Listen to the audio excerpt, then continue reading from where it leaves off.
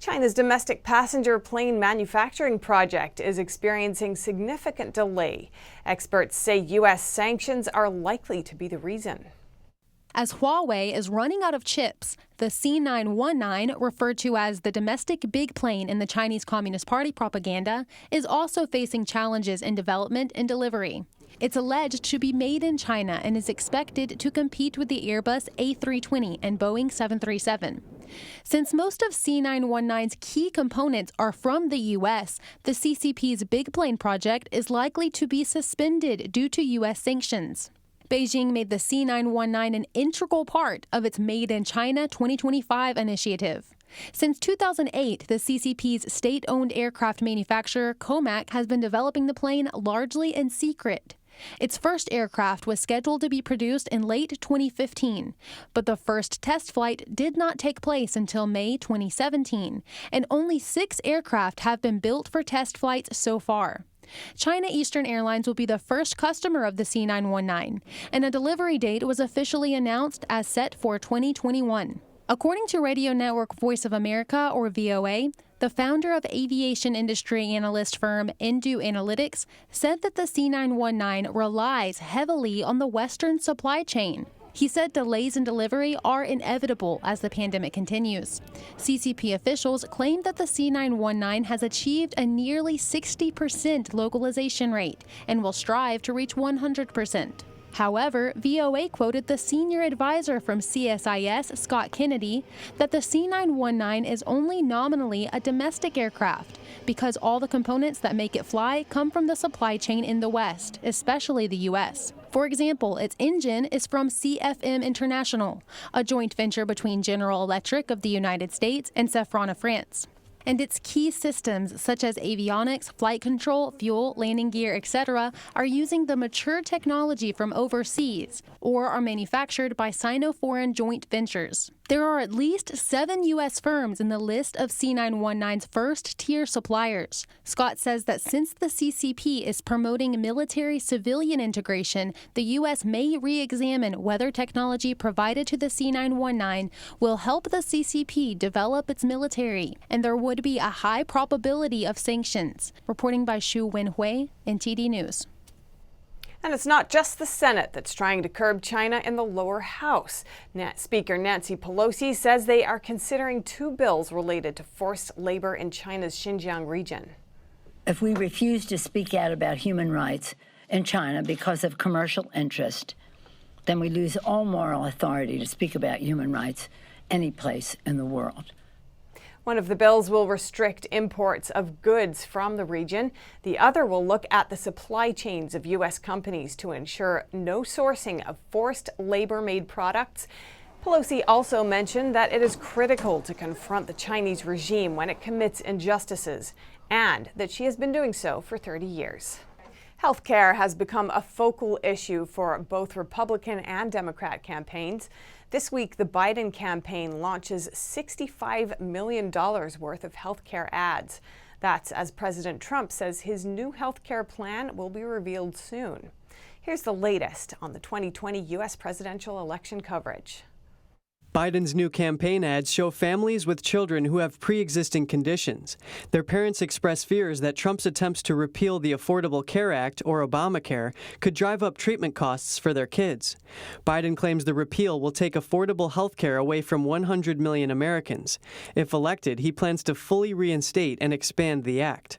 Pavel Yakovlev, an associate professor of economics, said an issue with Obamacare is that it has ended up covering some groups of people at the expense of others. Namely, the poor, the sick, got covered and subsidized by the government, but it forced a good chunk of healthy, relatively young, relatively not poor individuals out of the market. Healthcare premiums keep rising for those who make too much money to qualify for a government subsidy.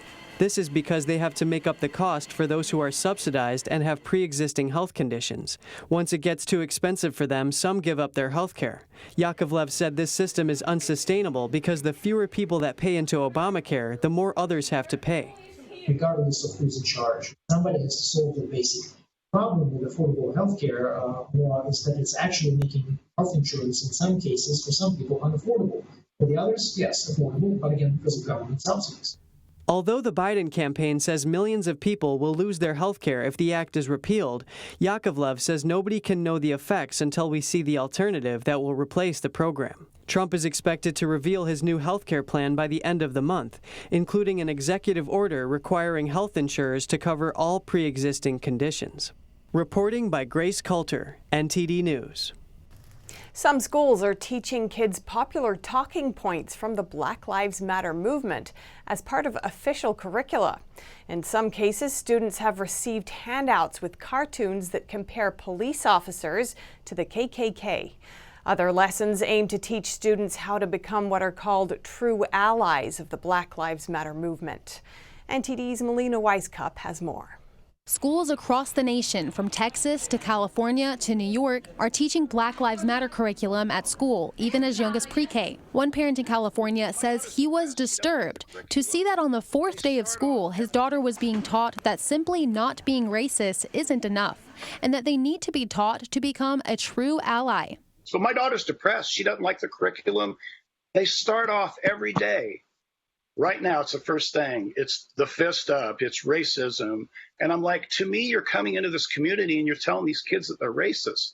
And Moss's house was targeted by BLM activists just days after he posted a video on Twitter condemning the lessons. Despite that, he tells us he's gotten overwhelmingly positive feedback from other parents. And based on the curriculum now being used in Buffalo, New York's public schools, the BLM material has broader goals than just teaching about racial equality. What is called a kid-friendly version of the BLM's guiding principles teaches children that everyone gets to choose whether they are a boy or a girl, or neither, or something else.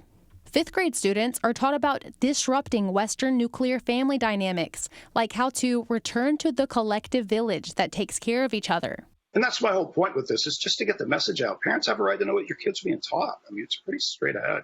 And in two schools, one in New York City and one in Dallas, Texas, students were given handouts comparing police officers to the KKK and slaveholders. The Texas school board removed the assignment. The superintendent in New York City responded in a letter to parents saying that a thorough investigation will take place to determine what, if any, action is to be taken. Both the Black Lives Matter organization and the 1619 Project claim that America was founded to preserve slavery. But one scholar tells us that no evidence of this has been found. They were called on this before it happened, but it was published by their fact checker, a fairly liberal professor. They've been called out on this by professors since then. Not one American, so far as we can tell, fought the revolution to defend slavery. On Thursday, Trump announced he will sign an executive order that puts patriotic education into schools and removes curriculum such as the 1619 Project and more of what he calls ideological poison. Reporting by Melina Weiskup, NTD News. West Coast wildfires caused far more damage to the states than they did in previous years. 20 times more acres burned this year than last year.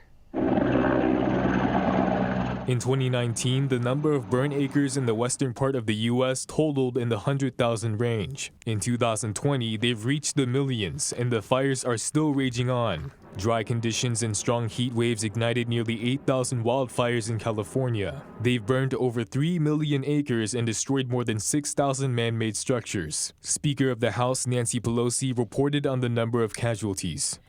And that's horrible, but worse than that, at least 35 people have died in the wildfires. Many people are missing, so we don't know the total number. Hopefully, it's just not so many more.